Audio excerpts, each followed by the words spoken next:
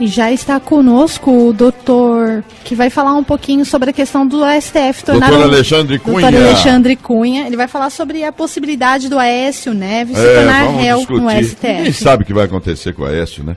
Ninguém sabe se ele vai virar réu ou não, mas deixa eu cumprimentar. Doutor Alexandre Cunha, como vai? Bom dia. Como vai, doutor? Um abraço para o senhor, um abraço para os seus ouvintes. Agradeço a oportunidade.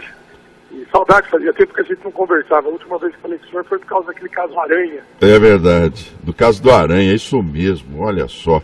O Aranha veio até para a ponte aqui, né? E já foi embora. Né? Mas... lamentável aquele incidente, né? É verdade, lamentável. Assim como todos esses que o senhor está noticiando. Inclusive mas você sabe que eu estou tão triste. Eu sempre fui tão formal aqui, eu estou achando que eu estou apresentando agora um programa de humor. Não é?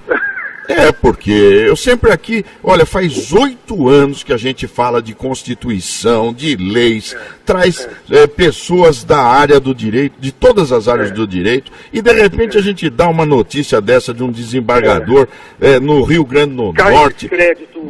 Não é possível, não é possível. A gente tanto respeita, né? Não é? Olha só essa, caríssimo doutor Alexandre, dá uma olhada essa situação aqui, olha.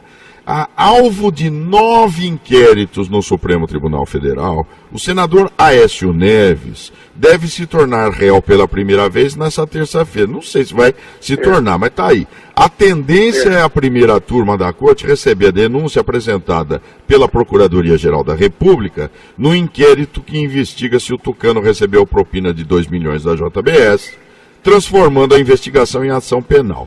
O parlamentar é acusado de atrapalhar as investigações da Operação Lava Jato. Ao menos 3 dos 5 ministros da Corte devem concordar que há elementos mínimos para justificar que as apurações sigam adiante. Agora, é impressionante o que está acontecendo com a justiça no Brasil, né? O Supremo está dividido, as duas turmas divididas, essa questão do trânsito em julgado, e agora saber se o Aécio vai ser ou não alvo de investigação, de processo, de denúncia apresentado pela Procuradoria. Já era sem tempo, não é? Qual é a sua opinião sobre isso? Que, se ele eventualmente atrapalha a investigação, se fosse qualquer outro réu com menos condições ou estatuto queiram, já estaria preso. Já estaria, não tenho dúvida alguma. E isso já preenche requisitos. Agora, nós percebemos que o Brasil existe, de fato, um cunho, e a imprensa internacional tem evidenciado isso, que existe, obviamente, um cunho político, uma agenda política do Supremo. Embora ele tenha julgado acertadamente alguns casos, mas o cunho político é evidente, não é? Agora já tem, eu vi uma declaração do petista, eu não sei se ele é senador, o Damuz é senador ou é deputado federal? Dá uma olhada para mim aí, que é do PT. Ele diz assim, precisamos mudar, modificar o Supremo, não é? Está tendo agora, parece que as forças de esquerda, depois da prisão do Lula, se voltaram contra o Supremo, né? Mas o Supremo tem feito um trabalho interessante, não é? É de louvar algumas decisões, porém, eu não sou adepto do Partido dos Trabalhadores, mas eu acho que, na minha opinião, o Brasil tem que ser posto a nu. Nem que isso, porque as pessoas agora estão assim, temos que segurar o processo do PSDB, o do Michel Temer, que também vai receber, se não me engano, a terceira denúncia. E, para mim, outro dia estava falando, por causa da governabilidade. Eu acho que o Brasil chegou ao ponto da gente expor a ferida, abrir mesmo e ver tudo que nós temos para reestruturar esse país. Está na hora, né? Obviamente o Supremo também, se for ver o Conselho Nacional de Justiça aí para fiscalizar, e o senhor lança uma notícia dessa que eu estava ouvindo, esperando entrar lá, quase infartei. 20 anos retroativo. 22 anos. É o que o senhor falou. Pode ser até legal, mas no âmbito moral, isso deixa questões assim absurdas. Né? É verdade, e não prescreve nada para eles, né? Não, e o fato é que, de fato, os estados têm dívidas com os magistrados, com o Ministério Público, está pagando aos poucos, mas a gente tem que perceber que existe um orçamento para outras áreas. Agora, eu assisti uma matéria ontem num desses canais a cabo falando sobre o investimento no México, numa cidadezinha onde havia traficantes tomando conta de tudo, uma violência absurda. E a população criou o imposto espontâneo. Eu achei isso demais. E conseguiram reduzir a criminalidade a índices mais baixos que na Cidade do México. Uma cidadezinha lá, né? Mas aí a população se uniu. E eu fico pensando, meu Deus do céu, com tanto dinheiro mal administrado que nós temos, porque nós só vivemos hoje ouvindo direitos, né? Ah, o Ministério Público tem direito. Eu vi o Moro dando uma entrevista, o juiz Moro dando uma entrevista no Roda Viva, falando de ética e tal, Lava Jato, não sei o quê. Na hora que tocaram na ferida do auxílio moradia, ele você viu? Desconversou e ninguém fala nada. Ninguém fala nada da desconversada que ele deu. Doutor, e o senhor não pode esquecer que tem juiz casado com promotor, ou promotor... Isso. Promotor casado com juiz, enfim, o promotor com promotor, né? E... o caso do Rio. Tem auxílio moradia e o cônjuge pleiteia também no seu respectivo órgão. Mas é o caso do Rio, daquele que está julgando lá o Lava Jato no Rio. Esqueci o sobrenome dele, Érica. Como é que é o nome dele lá? Ele é casado com uma juíza e os dois recebem auxílio moradia morando em apartamento próprio. No Rio de Janeiro, se não me engano, o senhor pode ter precisado depois mais propriedade. Se não me engano, no Rio de Janeiro, eles ganham auxílio terno. Isso, paletó. Auxílio terno, pelo amor de Deus. E você sabe que a primeira coisa que eles tiram lá é o paletó, né? Você sabe, né? Eu advoguei lá no Rio algumas vezes. Bretas. O Bretas. Marcelo Bretas. Ele é casado com uma juíza e os dois recebem auxílio moradia tendo apartamento, tendo casa própria. Não tem cabimento. Quer dizer, a ética ela só vai até um ponto, né? Pois não. Uma vez eu fui para a Suprema Corte da França visitar e o pátio estava com 2 carros apenas. E eu perguntei, mas ele está em recesso? Não estou entendendo a pergunta. Depois eu fui para o carro. Falei, mas não tem carro. Ele falou, aqui nós temos 2 carros. O chefe do Ministério Público e o do presidente da Suprema Corte. Aí eu perguntei, eu falei, desculpe, o vice-presidente, não tem, o vice-presidente vem de metrô. Portanto, enquanto o Brasil não tiver essa questão da moralidade... Não parar de ser monarquia, né? Porque aqui é monarquia. O camarada chega lá e pensa que é rei, conde, barão, duque, né? E o que o senhor leu, veja, a notícia que o senhor leu acaba ofuscando os demais, né? Porque isso é uma afronta. Agora, o Aécio virar réu já não era sem tempo. Sem dúvida, sem dúvida. Assim como o Temer, se tiver um bom advogado, que nós sabemos, o senhor e eu sabemos que ele tem um bom advogado. Claro, né? Tem mesmo. Já falou para ele, o senhor vai ser preso também. A verdade é essa. Não, olha, a frase é a seguinte, doutor Alexandre Cunha, perdeu o foro, caiu no colo do Moro, não tem jeito, né? Essa é a frase. Conseguiram dar um trançapé aí com o Alckmin, né, e outros governadores que vão disputar? Pois não, Érica? Até respondendo uma pergunta do Afonso, a gente comentou a rejeição do Dória. Ele falou se não vai falar do Geraldo Alckmin. Fiz a pesquisa, cresceu de 14% para 22%. A preferência. A rejeição. Agora, deram um trançapé na justiça e jogaram o caixa 2 do Alckmin e de demais governadores aí. Dá uma pesquisada. Pena tranquila, de 1 a 5 anos, né? Na justiça eleitoral.